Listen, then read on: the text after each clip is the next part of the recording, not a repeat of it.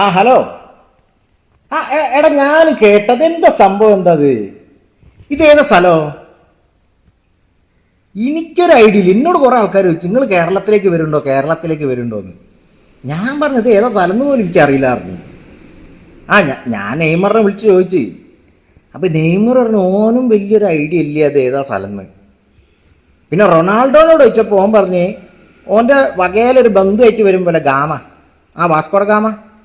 ആ ആ ഓൻ വല്യച്ഛൻ നമ്പരെ വിളിക്കുക.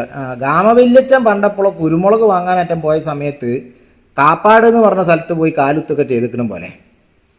അങ്ങനെ ഒരു ചെറിയൊരു പരിചയം ഓനുണ്ട്.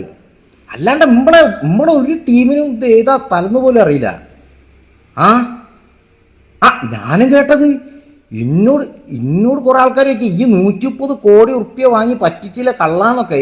ഇന്ന കള്ളാന്ന് ഞാൻ പറഞ്ഞു പൊന്നാര മക്കളാ, 130 ഉറുപ്പ്യ പോലും ഞാൻ വാങ്ങിയില്ല.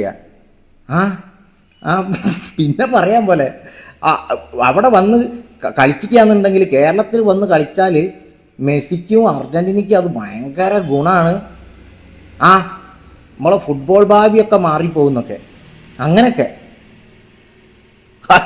അത് ഞാനും കേട്ട്.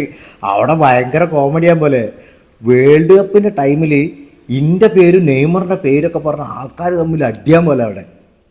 കാച്ചറ പോലീസ് കേസ്.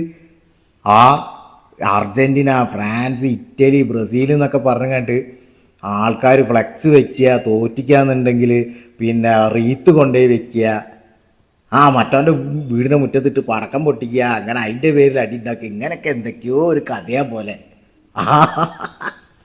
ഞാനാ കേട്ട് കുറേ ചിരിച്ച്. അല്ല ഞാപ്പം അത് ആലോചിക്കണേ, ഇപ്പോൾ ഇങ്ങനത്തെ ഒരു സ്ഥലത്തേക്ക് ഇനി പദവാ പോകേണ്ടി വന്നാൽ എങ്ങനെയാ ഇപ്പോൾ പോവുക? എന്താ തകരാറൊക്കെ ഉള്ള ആൾക്കാരാന്ന് തോന്നുന്നുണ്ട്. നമുക്ക് ഐഡിയ ഉണ്ടോ? ഇല്ല അല്ലേ? ഞാൻ എന്നാൽ വേറെ ആരെയും വിളിച്ചോക്കട്ടെ.